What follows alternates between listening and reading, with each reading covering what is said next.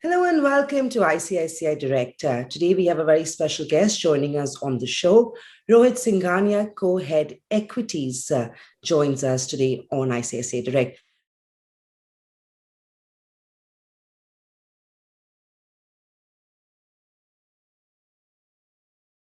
Rohit is a fund manager for the DSP India Tiger Fund, which is the Infrastructure Growth and Economic Reforms Fund, the DSP Opportunities Fund, and the DSP Tax Saver Fund.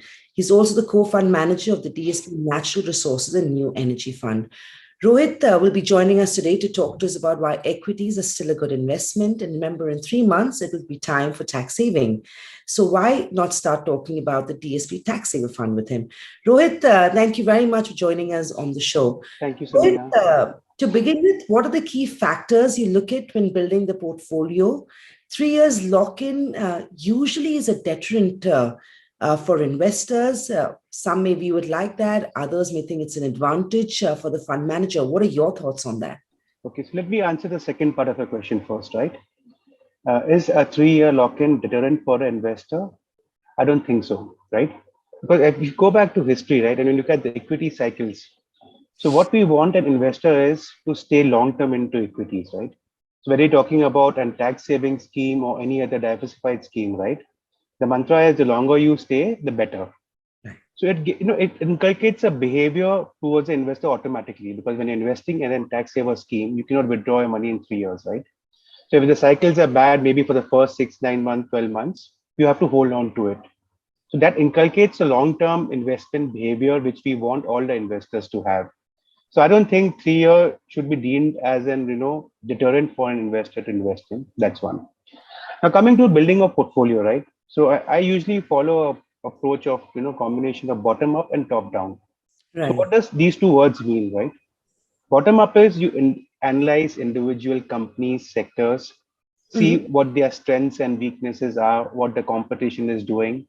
How Right. do you expect that sector to be in the next 6 to 12 to 18 to 24 months? What the company has been doing, what they will do.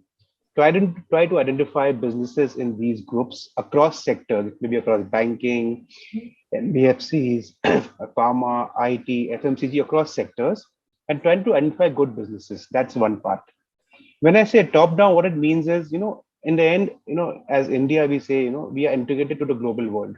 Mm-hmm. So we need to look at it, what's happening globally, one. Two, even in India, how our macros are. We talk about the fiscal deficit, current account deficit, currency movement. Because on a standalone basis, your company may be very, very strong, but the macros are if not favorable, they need to look at it in a different manner. So I think I follow approach of both top down and bottom up. And mantra for me is buying stocks with a good margin of safety. So I usually avoid or tend to avoid buying very expensive stocks. And how do I define expensive is relative to your peers and relative to your own history. That's how I go about building my portfolio. I was about to say everything right now is so expensive. So it's so tough to find something that's actually good value for money. So fair to assume, Rohit, then as a fund manager, a 3-year lock-in is actually an advantage to build the sort of right portfolio from a long-term time horizon. Yeah. See, the idea is when you're building a portfolio, right? Whether you have a open-ended scheme like a diversified fund, or you have a tax saver scheme like a 3-year close-ended. Idea is you have to build on portfolio on steps. So even Right. in an open-ended scheme, you take longer-term views every Mm-hmm. 3 months, 6 months. You try to check what's Right. happening. Is it going in right direction? If it's not, you take corrective actions. So I think the way both, whether it's a diversified open-ended or a close-ended scheme, it works in a similar way. Right. And why I'm saying this for tax saver is also, if a new investor is coming in today, Mm-hmm. he is logged in for 3 years. Right. But what about the old investors who invested 5 years, 10 years back, right? They do still have an option. Many of them, they don't withdraw it, but they still have an option, right? Right. So it's run as an diversified fund, but we usually try to take little less risk in a scheme like this, because we want the investor, most of them, their first time coming in, their Mhm. jobs have started today. We want them to have a better experience. Rohit, I want to talk about the investor a little bit more, right? So, if I had to ask you, what do you think is the benefit for an investor to invest in ELSS schemes? Should somebody who's already done their financial planning still allocate or consider allocating to the ELSS schemes? Okay, so let's first start, ELSS. Why did the ELSS start, right? As per the Income Tax Act, I think Section 80C, an individual Right. is allowed to invest up to 1,50,000 rupees in a year as tax benefit investment opportunities, right? So you have various opportunities like PPF, you have the tax saving bonds, RBI bonds, and ELSS is one of them, right? Right. Each category has got its own, nuances or positivities, right? So where I see ELSS, you may call me biased, since I'm running a ELSS scheme, but for me, when I look at the benefits of ELSS is, I think the lock-in period is 3 years. Right. It's, I think, the least lock-in period in any of the investment opportunities available. Right. At time of maturity, it's taxed at 10%, your long-term capital gain tax. Mm-hmm. And in India, when you talk about India as a growth country, right, by investing into equity-related investments, you're playing that growth, and the endeavor is, you beat inflation at least, right? So I would say when I look at these considerations, I think ELSS definitely is one of the better options, to avoid or save tax. I would put it that way. Right. Rohit, I want to get a sense of what should an investor be looking at, or rather, what approach should one be looking at, right? The Nifty has been volatile in the last 6 to 8 weeks. In fact, we've seen it fall nearly 40% from Feb last year to March 2020. And then, of course, a very sharp recovery of nearly 56% since then. The last 8 weeks has been about inflation worries, interest rate hikes, a new COVID variant, expensive equity. What do you advise investors to do? Still time to make lump sum investments, or keeping in mind the volatility, it's best to continue to stick with an SIP or an STP? Right. I think that's a very tricky question, right? Because today, as a fund manager, also we try to identify businesses and we Mm-hmm. buy them for a certain period of time, right? And like you mentioned about last year, February to March, what happened to the markets? You cannot pre-plan for these events, right? These events come and you have to take them to your stride, and hope things get back to normalcy. So as an investor, I would say nothing better than an SIP or an STP, right? When you have opportunities like last year, and if you have the risk-taking ability, you can put in a lump sum amount also. Right. But I would say STP and SIP is the best option for a retail investor, according to me. And why I urge my investors specifically, since we're talking about ELSS, right? So when you talk about other schemes, people talk about SIP, STPs.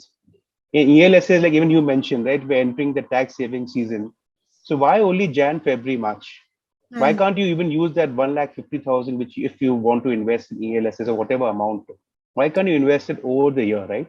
Yeah. And try to take away the timing factor.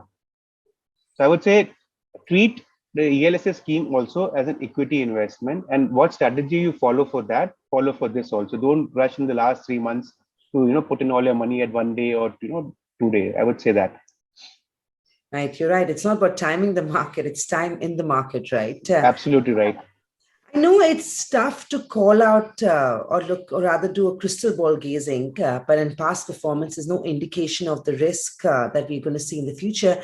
But in your opinion, what is the risk to an investor's investments made in the ELSS scheme? Of course, given that this is a long-term investment, the 3-year lock-in, so I'm assuming equities over the longer term are anyway lower risk, right? I would not put it as lower risk or higher risk, right? So whether you're investing in an ELSS scheme or any other equity scheme, the risks are common for everyone, right? So as businesses also go through cycles. The economy goes through cycles. You may have certain events which are not in your hands, like what happened last year, right? COVID. I mean, could anyone predict the impact of COVID and how we got back, right? So I would say risk is, at times when globally some certain events happen or domestically, which you can talk about it, but you cannot predict it to the time, or you cannot plan your portfolio, right? I mean, Right. today, if you would tell me, Rohit, what if this happens? I mean, what is the probability? Do I have the data for it, right? The Mhm. risk of unknown is there across category of investments. Right. One, two, in terms of cycles, right? So let's talk about India. So India, I mean, I would say a few years back, the risk was of high fiscal deficit, government policies, the elections, how things may pan up. Today, people will talk about risk is, we have next year, we have a lot of elections coming up in current day too. I mean, it's all talk, right? And I always make my statement when I speak to investors is budget. Right. So 2 weeks before the budget, everyone is talking about the budget, what's going to happen, whether it's going to be negative or positive. 1 week after the budget, all the interviews are on the budget. Come mid-March end, we all forget about budget. Yeah. We go back to fundamentals. So I would say as an investor, try to look at risk from an angle of whether it's actual risk in the market or it's all talk, and you have to sit through the line. So I would say read articles, you will avoid risk automatically. You would know what is a risk and what is a noise. I think that's the biggest risk, I would say, noise. So yeah, and if you're a long-term investor, you have the ability of taking pain, right? I mean, last year you said, right, markets were down 40% in 1.5, 2 months. So what is the ability to take that pain and be invested and believe in the long-term story? We all feel bad, right, when NAVs are down. Yeah. But when you look at the long-term story and you feel, okay, is it the right time to get in or get out? And what your advisor is advising you. I mean, pay more attention to that. You're right. And in the last few years, anyways, the significance of event risks like the budget now don't even last beyond the 48 hours post the budget, right? But everyone wants to talk about it, discuss risk, Yeah, right? I it's mean, conversation. the US Fed taper, right? That's one of the biggest risks we all are talking about now, right? When you go back to history, 2013, 2014, what actually happened, how it panned out. Yeah. That one has to go and read that, right? Yeah. And COVID, everyone was saying businesses are down. But if you look at the last 15 months, what the Indian corporate houses have done, you look at the balance sheets, the way they have improved their balance sheets, whether you look at the net debt to EBITDA ratios, net debt to equity ratios, they have taken advantage of the situation and become stronger, Yeah. right? They have increased the ROEs. So it's how do you look at it, and how one is, taking advantage of it or losing out to it. That's the key, I would say. Rohit, I do understand that all investors are different, and a lot of the advice that one gives or gets is very specific or should be specific to an individual. Keeping the fact that different risks, different liquidity needs, time horizons will be different for various investors. But on a broad sort of advisory level, what are your thoughts? Should an investor who may not have any liquidity need stay invested in an ELSS fund beyond 3 years? I would see the starting point to invest in ELSS fund is, of course, the benefit of saving tax, right? But barring that, we have many investors who do invest in this fund, not from the tax angle, right? Because they invest lump sums also. Mm-hmm. The idea is if you're happy with the performance of the fund, you have understood the psyche of the fund manager, how he or she manages the fund, how they have moved through cycles. So we have a lot of investors who are invested still beyond the 3-year period. It's not like the day the 3rd year happens, you send a redemption note, right? So I would say treat it like any other investments.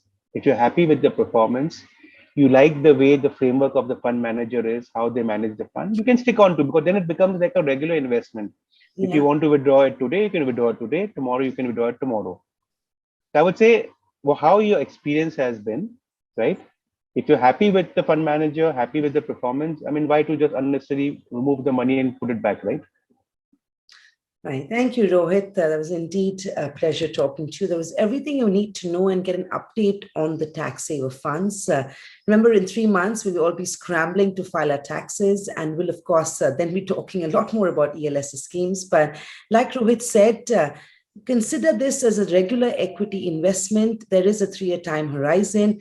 STP is the right way to do it as opposed to lump sum in order to average out the volatility that the markets see or go through. Thank you, Rohit. It was great talking to you today. Thank you. Thank you all. Thank you. Mutual fund investments are subject to market risks. Read all scheme-related documents carefully.